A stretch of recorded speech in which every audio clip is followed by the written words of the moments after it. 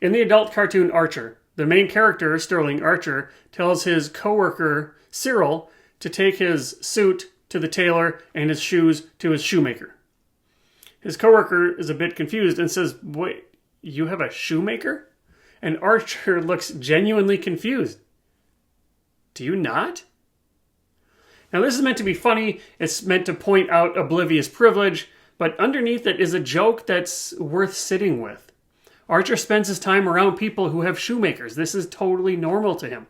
Didn't even occur to him that others don't, because it's so normal to him. But we all do this. Maybe it's not with shoemakers, but we all assume our normal is universal.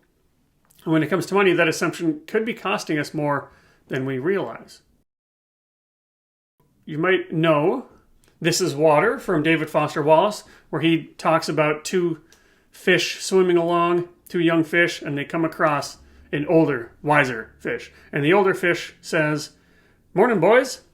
Water's nice today, isn't it?" And the young fish swim on for a little bit, and then finally one looks to the other and says, "What the hell is water?" Because water to a fish, it's just something that they're in. And yes, we probably don't have shoemakers, but we probably take flying for granted, or we take having two cars for granted.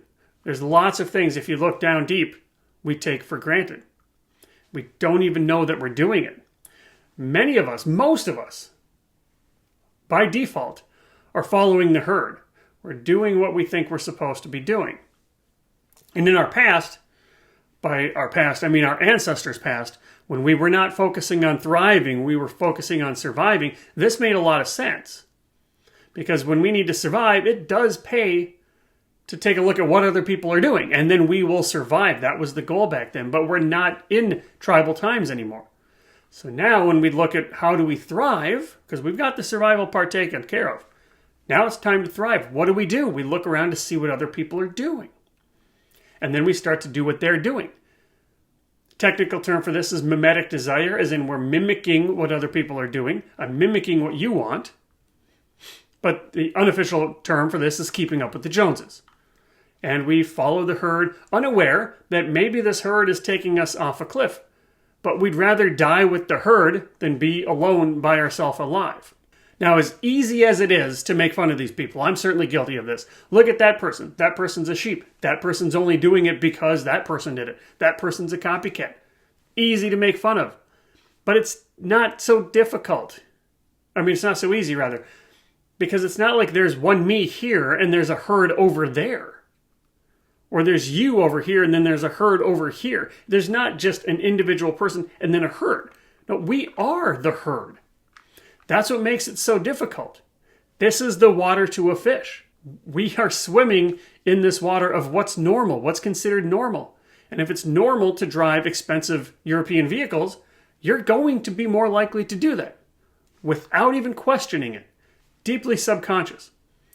If everybody around you sends their kid to private school, you're probably going to send your kids to private school or take these kinds of vacations, wear these kinds of clothes, do this kind of update to your house. And we don't know that we're doing it. That's the important part. Because all of this creates little hidden expectations that draw us in. They work in a way that we don't even know what's going on. We don't even know that it's happening. So recognizing the water we're swimming in is to bring this from the subconscious to the conscious. It's to become aware of what's going on. So we're back to this. And what we want to do is just simply ask, wait a second, is this something that I want to do? So we can maybe separate from the herd for a little bit and say, yes, I see everybody around me is doing this, but is this something that I want to do? Or do I want to design my life in a different way? Not always easy, because if you're doing something the herd isn't doing, that can be uncomfortable, but it's worth it. Awareness gives you something that's simple and powerful. It gives you the freedom to decide your direction. The water's not going away, but once you see it, you get to choose where you swim.